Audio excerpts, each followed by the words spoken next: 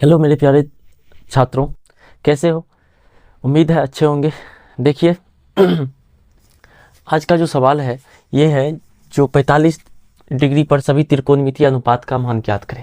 ठीक है, 45 डिग्री पर सभी त्रिकोणमितीय अनुपात का मान ज्ञात करें। तो भाई ये सवाल काफ़ी ज़्यादा बोर्ड एग्जाम में पूछा भी जाता है। ठीक है, और आपको जानना भी जरूरी है जो भाई 45 डिग्री पर सभी त्रिकोणमितीय अनुपात का मान कैसे ज्ञात किया जाता है। तो ध्यान दीजिएगा, सबसे पहले हम क्या करेंगे, एक समद्विबाहु त्रिभुज और समद्विबाहु समकोण त्रिभुज खींचते हैं।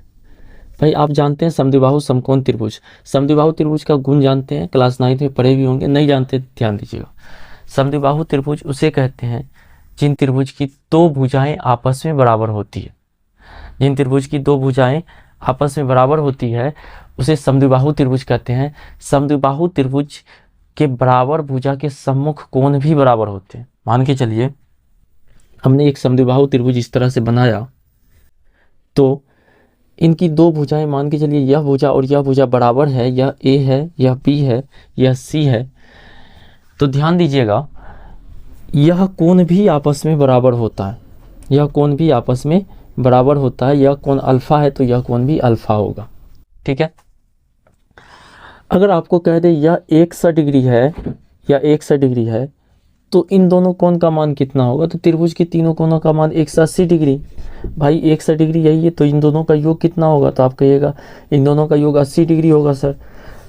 अब दोनों बराबर है तो 40 इसको मिलेगा, 40 डिग्री इसको मिलेगा, 40 डिग्री हो गया। ठीक है, तो समद्विबाहु त्रिभुज किसे कहते हैं? जिस त्रिभुज की दो भुजाएं बराबर होती है उसे समद्विबाहु त्रिभुज कहते हैं। समद्विबाहु त्रिभुज के बराबर भुजा के सम्मुख कोण भी बराबर होते हैं। इस बात को आपने जाना। अब इसे थोड़ा सा त्रिकोणमिति में अप्लाई करते हैं, ध्यान दीजिएगा। यहाँ पे ध्यान दीजिएगा, यहाँ पे क्या है, यह एक समद्विबाहु समकोण त्रिभुज हमने बनाया। क्या बनाया? समद्विबाहु समकोण त्रिभुज। तो समकोण त्रिभुज में सबसे लंबी भुजा कर्ण होती है। ये तो इन दोनों के किसी के बराबर नहीं हो सकता है। या ए है, या बी है, या सी है। तो हो तो सकता है या तो लंब और आधार बराबर होगा, लंब आधार के बराबर होगा। कर्ण तो कभी लंब और आधार के बराबर होता नहीं है। तो भाई यह बराबर यह हो सकता है।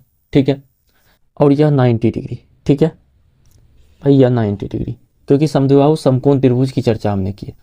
यह कोण अगर थीटा है तो यह कोण भी थीटा होगा। कहने का अर्थ है जो कोण बराबर भुजा के सम्मुख कोण भी बराबर होते हैं। अब बताइए ये 90 डिग्री है तो इन दोनों का योग भी 90 डिग्री होगा। तो आपको पता है 45 डिग्री इसको मिलेगा और इस थीटा की जगह भी 45 डिग्री होगा। कोई बात नहीं है भाई, ऐसा हमने मान लिया है जी। यह एक समद्विबाहु समकोण त्रिभुज है जिसमें एक कोण 90 डिग्री है तो दो कोण तो 45 डिग्री होगा ही। मान लेते यह भुजा अगर ए है तो यह भुजा भी क्या होगा? ए होगा, क्योंकि बराबर भुजा है। एक थ्योरम पढ़े हैं, पाइथागोरस थ्योरम, जो समकोण त्रिभुज की सबसे बड़ी भुजा का वर्ग जो होता है छोटी भुजा के वर्ग के योगफल के बराबर होता है, अर्थात कर्ण स्क्वायर बराबर लंब स्क्वायर प्लस आधार स्क्वायर। तो उस वह विधि जब यहाँ अपनाएंगे तो यहाँ पे क्या होगा जी? कर्ण बराबर हो जाएगा, एच बराबर हो जाएगा रूट अंडर लंब स्क्वायर ए का स्क्वायर प्लस आधार स्क्वायर प्लस ए स्क्वायर। ठीक है, अब ये हो जाएगा रूट अंडर 2a स्क्वायर, आप कह सकते हैं रूट अंडर 2 इंटू ए। एच का वैल्यू कितना आया? रूट अंडर 2 इंटू ए आया। ठीक है भाई, कोई दिक्कत नहीं। यहाँ तक हमने कहा त्रिभुज ए बी सी एक समद्विबाहु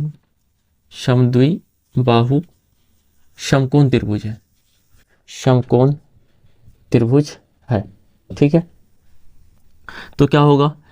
ए बी बराबर बी सी बराबर हमने ए मान लिया है।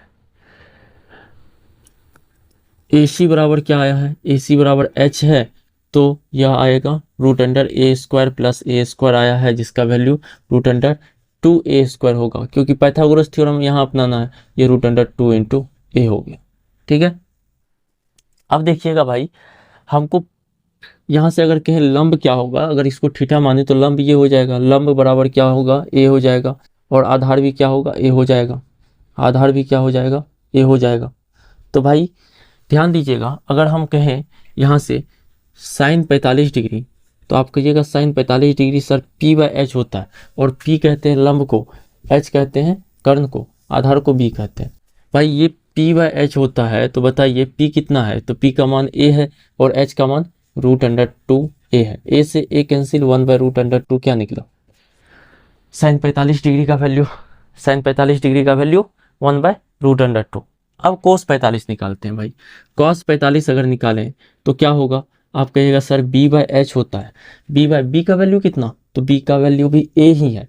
भाई a ही है तो a/h का वैल्यू √2 इंटू a से a कैंसिल, ये 1/√2 आपका आंसर हुआ। ये cos 45 का वैल्यू हुआ 1/√2। sin 45 और cos 45 इक्वल है, ठीक है भाई, कोई बात नहीं। अब tan 45 का वैल्यू कितना होगा, देखिए p/b होता है, मतलब लंब बटे आधार होता है। sin थीटा tan थीटा बराबर लंब बटे आधार, tan थीटा बराबर लंब बटे आधार। लंब को p से और आधार को b से सूचित करते हैं। दोनों का वैल्यू a ही है, कट के क्या आएगा, 1 आएगा। tan 45 का मान 1। अब इसी की जगह cot 45 लेते हैं भैया, cot 45 डिग्री।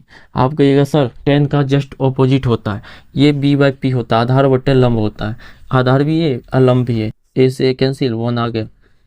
आप कहिएगा सर tan 45 का जो मान होता है ना, वही मान cot 45 का भी होता है। अब नेक्स्ट क्या है, नेक्स्ट है आपका sin cos tan हो गया cot sec 45 degree. sec 45 degree बराबर क्या होगा, तो आप कहिएगा sec थीटा सर h/b होता है। h कितना, √2, b कितना, b का √2h है, और b कितना है, b कहिएगा सर b तो a है, मतलब आधार a है, तो ये कैंसिल होके √2 आ गया। और बच जाता है cosec ना, cosec 45 डिग्री, ये क्या होता है, h/p होता है। h कितना, तो कहिएगा √2 इंटू a है सर, ये नीचे a से a कैंसिल, ये आ गया √2।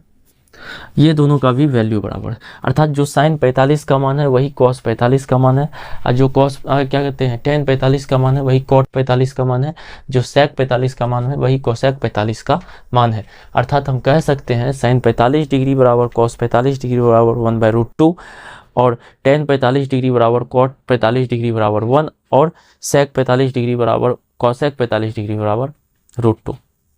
देखिएगा ध्यान से, एक वर्ड में अगर कहें तो sin 45 डिग्री बराबर cos 45 डिग्री बराबर 1/√2, tan 45 डिग्री बराबर cot 45 डिग्री बराबर 1, और sec 45 डिग्री बराबर cosec 45 डिग्री बराबर √2। ये तीन वैल्यू आपने देखा, जो 45 डिग्री पर सभी त्रिकोणमितीय अनुपात का मान कैसे निकला। इसी तरह से आपको जो भी त्रिकोणमिति में डाउट है वो डाउट पूछिए। बाकी मेरे अनुसार जो डाउट हमको लगता है, जो बच्चे लोग को होना चाहिए, विद्यार्थी लोग को होना चाहिए, वो डाउट हम सॉल्व करवाते जाते हैं, ठीक है। आपने समझा दोस्तों, और देखिए ध्यान से,